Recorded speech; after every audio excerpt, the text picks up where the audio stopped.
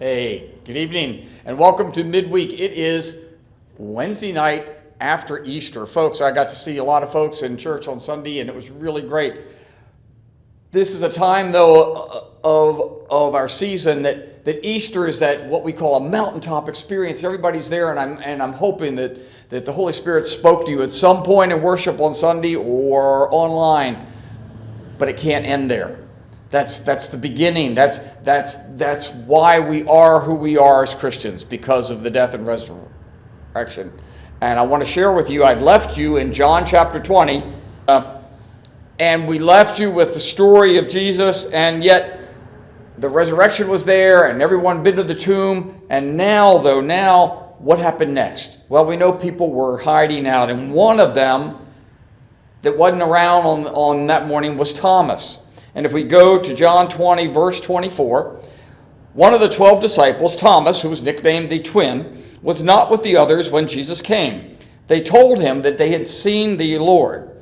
But he replied, I won't believe it unless I see the nail wounds in the hands, and I put my fingers into them and placed my hand in the side.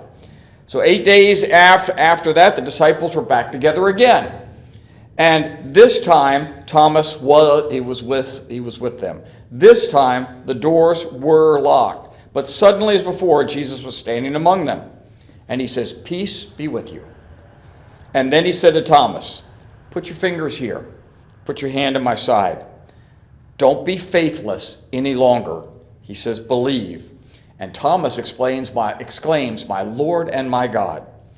And then Jesus said, you believe because you have seen me. Blessed are those who believe without seeing me. Folks, that's not a rap on Thomas. We could spend a lot of time on that, but that's not a rap on him. That is, yes, it was a statement of fact. Thomas, as we talked on Sunday, needed to be met there. The whole message on Sunday, a lot of it was about meeting us where we are and as we are. But he says, isn't it awesome for those of us who believe, those of us now who believe without literally seeing? That's the blessing. The other message I want you to hear, Easter is over, but your experience with Jesus it continues. It says, what were the apostles doing? They were meeting together, and Thomas wasn't with them. And then 8 days later, they were back together. And this time, Jesus had joined them. We could go on and understand. We look at the end of the Gospel of Luke, and we can read about Jesus appearing to people on the road to Emmaus and appearing to them. We can continue in John and read that he appears to them, and it's while they're fishing. And then they have breakfast.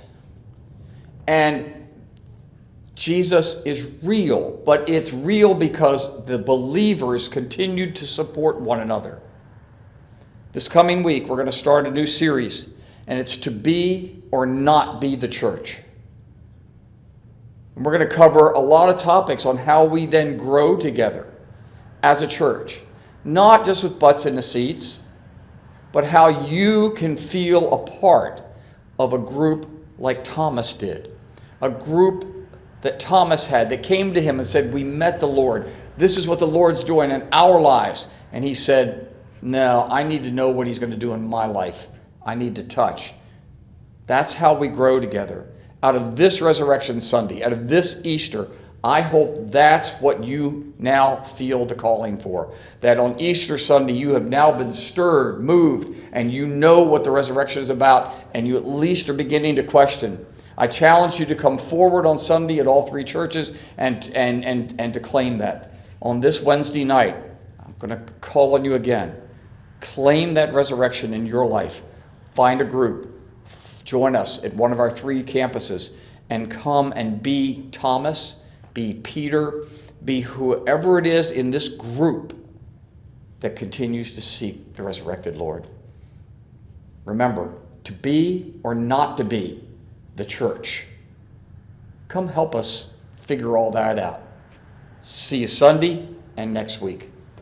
Good night.